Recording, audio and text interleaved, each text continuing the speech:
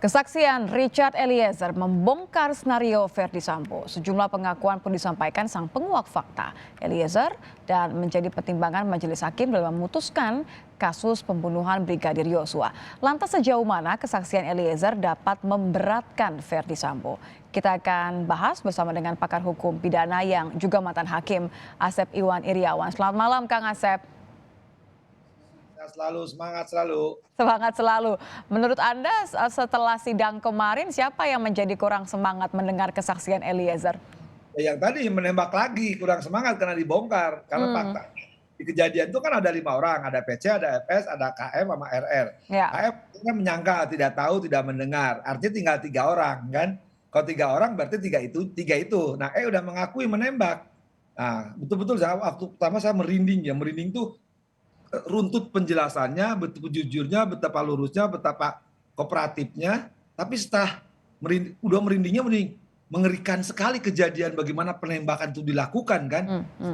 Dan nembak, dia keluar kan 3 atau 4 kali, itu cocok dengan kesaksian yang lain. Ya, Betul. artinya dengan pistol dan pelurunya, keluar selongsongnya 15, keluar 3, oke lah misalkan.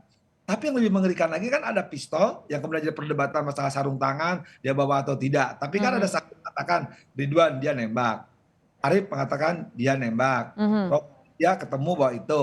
Apalagi diperkuat oleh yang di tempat kejadian kan pilihannya yang tahu tinggal PC sama kalau PC yakin tidak akan menyangkal kan. Ya. Kejujuran Apalagi Eliezer menjadi justice collaborator begitu ya. fungsional, tidak sembarangan orang dijadikan JC itu melalui asesmen, penilaian yang sangat, dan terbukti kan selama ini konsisten. Tidak pernah kalau kesaksian palsu kita pernah belajar. Bagaimana Susi, bagaimana Koni diperingatkan berkali-kali. Kan dari mulai kesaksian sebelumnya, apalagi kemarin membuka aib semua itu. Kan hakimnya malah terpesona, ternganga semuanya kan. Kalau dia bohong pasti, bohong kamu, tidak masuk akal. Kan tidak. Penonton malah terbawa suasana, haru, menyedihkan. Jadi Anda melihat bahwa hakim ini sepenuhnya percaya atau paling tidak meragukan kesaksian dari Eliezer? Hakim itu kan tinggal sekarang menilai kesesuaian satu dengan yang lain ya. Artinya sebelumnya sudah dipegang kesaksian Ridwan dia nembak, kesaksian dari Arif, kesaksian Romer. Nah sekarang yang tempat kejadian, ya saya menduga sebagai pengalaman mantan hakim, ya pasti hakim percaya kesaksian Eliezer. Ya gimana nggak percaya, kalau nggak percaya pasti diingatkan kan, ketika yang lain juga diingatkan, jangan bohong, jangan masuk akal. Dia malah terpesona kan, ya kalau salah pasti dihentikan kan, ditanya diulang. Faktanya kan tidak, malah dia mendengarkan majelis itu kan, yang begitu tulus dan runtut, ya malah kan boleh dikatakan saya di luar dugaan saya ya, kalau saudara tambahan. Dia ditanya penasihat hukum yang pertanyaannya ngawur, ya nanya maksudnya. Yang mana tuh? Dia jawab, ya tanya aja yang bersangkutan. Saya terkaget juga. Oh ini mengenai sarung tangan ya? Ya, nah itu kan jadi perdebatan. Kalau saya bilang sarung tangan nggak ada masalah, mau sarung kontrasepsi kayak mau kesarungan semua. Yang penting dia nembak, mau tidak atau tidak. Kita tahu tujuannya kan pakai sarung tangan supaya menghilangkan jejak. Tapi bagi saya yang penting dia menembak, dan yang saksi yang menembak mengatakan. Tapi kalau dari pertanyaan tadi apa yang kalau Anda lihat berusaha untuk kemudian mengubah persepsi hakim mengenai kesaksian Eliezer? Ya, kesaksian Eliezer saya kira yang didukung oleh kesaksian sebelumnya. Jadi jelas ada penembakan, Eliezer mengakui, dan ada penembakan lagi dari itu si Sambo, gitu kan? Dan terbukti ada senjata-senjata, terbukti lagi kata Eliezer, senjata itu ditempelkan ke Eliezer, senjatanya Yosua kan, maksudnya apa gitu kan? Nah, kalau katakan itu tadi disangkal, justru logika akan rame. Apa artinya dia minta maaf kepada keluarga almarhum? Apa artinya dia minta maaf kepada anak buahnya yang tim 6 itu? Berarti ada perbuatan kan? Kalau nggak ada perbuatan dia melakukan, ngapain dia minta maaf kan? Betul. Ini kan bukan lebaran. Jadi Anda sepakat bahwa pertimbangan hakim nantinya memutuskan kesaksian Eliezer akan memberatkan Sambo ya? Ini sudah berapa persen? 100%? Oh 100%, sejak awal juga pembunuhannya telah terbukti pembunuhan berencana. Sekarang dikuatkan lagi oleh fakta-fakta ya, yang orang istilahnya saksi fakta, yang orang itu ada di situ. Dia mengaku dia menembak dan ada penembak lainnya. Ya kalau nggak percaya, ya nggak mungkin lah. Wong dia jadi akui oleh lembaga kejujurannya oleh LPSK. Artinya akan menguatkan lagi kejadian runtutan, rincian ya, kejadian yang diuraikan betul runtutnya oleh Eliezer, itu akan menguatkan keyakinan hakim. Tapi masalahnya, berani nggak hakim hukum maksimal? berani apa tidak hakim berikan hukum maksimal? Kira-kira apa yang bisa membuat hakim ragu atau mempertimbangkan hal lain selain hukuman maksimal? Maksimalnya itu kan mati, ya. Oke lah, nggak usah mati seumur hidup aja misalkan, ya. Nah, kalau saya melihatnya, ini kelompok hakim anti hukuman mati, kelompok hakim yang pernah menjatuhkan mati, yang latar belakangnya tidak menganut mati, dan nampaknya kalau saya lihat majelis ini, ya, tidak termasuk kelompok-kelompok, kalau di istilah kami dulu itu, ini bukan hakim kelompok Tangerang yang berani mematikan siapapun dengan ya Hmm. resikonya. Ini kelompok hakim-hakim Jakarta Selatan, istilah Jawa betul. Jadi Jakarta Selatan juga Jakarta Selatan kan berani melepas, berani membebaskan. Ini betul-betul Jakarta Selatan. Nah, kalau saya perhatikan, Tunggu, nampak saya harus tahan di situ.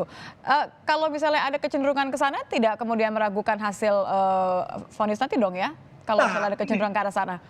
yang penting terbukti pembunuhannya kan bagi dia. Cuma kan masalahnya hak hakim berapapun hukumannya, yang penting maksimalnya mati, seumur hidup atau penjara. Nah, publik kan umumnya mengatakan hukuman maksimal lah. Kalau Betul? hidup mati syukur-syukur. Nah, kalau saya lihat ya jejak rekamnya majelis, ya sekali mudah-mudahan pendapat saya salah, mudah-mudahan pendapat saya salah, pasti salah lah gitu ya. Nampaknya hakim tidak akan ke situ. Hmm. Tadinya ke hukuman penjara. Karena di selatan pernah kejadian. Dulu juga ya tanda petik ya ada penegak hukum ya yang sangat terkenal sekali ya dituduh pembunuhan kan dengan KD-nya itu. Hukumannya kan tidak hukuman seumur hidup atau Ya. mati, hukumannya penjara kan. Nah, ini juga sama. Beberapa kejadian pembunuhan nampaknya mainnya di penjara gitu. Oke, terlepas nanti bagaimana kemudian akhirnya karena ini masih dalam proses, kalau Anda melihat kemarin kan sebenarnya kesaksian dari Eliezer ini agak berbeda ya dengan teknis seperti sidang lain-lainnya, tidak dikonfrontir, kemudian bahkan seakan-akan seperti ia duduk sebagai terdakwa kemarin. Betul sekali gitu ya. Jadi saya kemarin juga, loh ini memeriksa saksi apa memeriksa terdakwa kan? Dia status saksi, terdakwanya KM sama RR. Kan seharusnya pertanyaannya, apa yang saudara ketahui tentang RR dan KM? Malah kan dimulai seperti, ya ini benar sekali. Ditanya latar belakang, siapa dia, bagaimana dilakukan. Loh itu mah pertanyaan untuk terdakwa. Mhm. Makanya nanti pertanyaannya, ketika RR ya, sekali lagi, ketika Eliezer ya Richard Eliezer RE ini menjadi terdakwa, kalau mau saksi kan, apa yang mau ditanyakan lagi? Oh, semua udah diceritakan sebagai saksi kan? Betul.